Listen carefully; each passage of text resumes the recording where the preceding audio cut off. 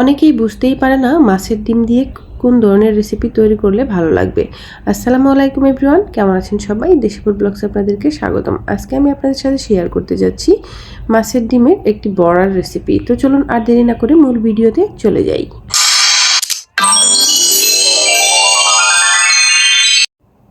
এখানে আমি মাছের ডিম নিয়েছি, আপনারা যে কোনো মাছের ডিম অ্যাড করতে পারেন।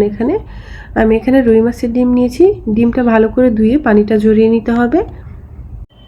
এবার একে একে আমি উপকরণগুলো অ্যাড করে দিব। প্রথমে অ্যাড করে দিচ্ছি দুটো পেঁয়াজ কুচি। পেঁয়াজটা মিহি করে কুচি করে নিতে হবে। তারপরে অ্যাড করে দিচ্ছি কাঁচামরিচ কুচি, জালটা আপনাদের স্বাদ অনুযায়ী দিবেন। এখানে অ্যাড করে দিচ্ছি ধনিয়া পাতা। ধনিয়া পাতাটা অবশ্যই অ্যাড করবেন, তাহলে খেতে ভালো লাগবে আরও। অ্যাড করে দিচ্ছি 2 টেবিল চামচ পরিমাণে চাউলের গুঁড়া,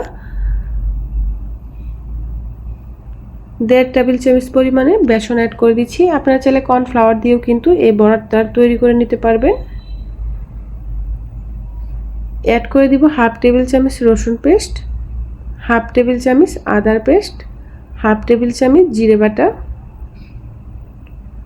1/2 টেবিল চামচ হলুদের গুঁড়া অ্যাড করে দিব। আমি আরও সামান্য পরিমাণে অ্যাড করে দিব মরিচের গুঁড়া, 1/2 টেবিল চামচ।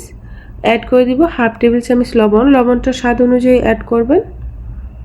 তারপর সবগুলো উপকরণ আমি হাত দিয়ে ভালো করে মাখিয়ে নিব। এক্ষেত্রে কোনো রকম পানি অ্যাড করতে যাবেন না, তাহলে কিন্তু বড়াগুলো একদম লুতলুতে হয়ে যাবে। পানি ছাড়াই আমি সবগুলো উপকরণ একসাথে ভালো করে মাখিয়ে নিচ্ছি, দেখুন। আর হ্যাঁ, রেসিপিটি ভালো লাগলে লাইক, কমেন্ট, সাবস্ক্রাইব করতে ভুলবেন না। দেখুন মাখানো হয়ে গেছে। এবার আমি বড়াগুলো ভেজে নিব। ভেজে নেওয়ার জন্য চুলায় একটা কড়াই বসিয়ে রেখেছিলাম। কড়াইটা গরম হয়ে গেছে, তেলটা অ্যাড করে দিব। তেলটা গরম হলে আমি একে একে বড়াগুলো ভেজে নিব। বড়াগুলো অ্যাড করে দিচ্ছি। অবশ্যই তেলটা গরম হওয়ার পরেই বড়াগুলো অ্যাড করতে হবে, না হলে কিন্তু নিচে লেগে যেতে পারে।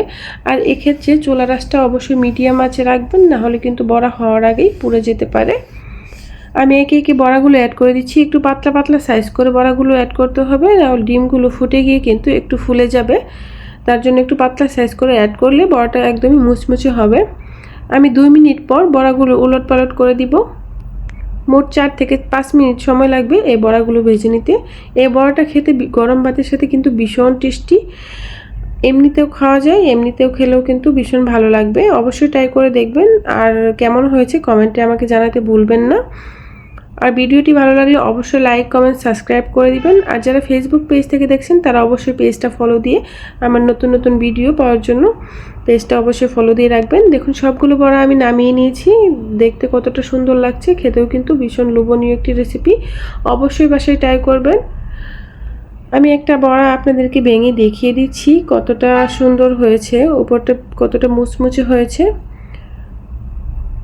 না খেলে বুঝতে পারবেন না। অবশ্যই বাসায় ট্রাই করবেন। আর কেমন হয়েছে কমেন্টে জানাতে ভুলবেন না।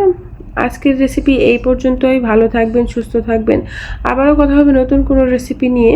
সেই পর্যন্ত সবাইকে ধন্যবাদ জানিয়ে শেষ করছি আজকের রেসিপি। আল্লাহ হাফেজ।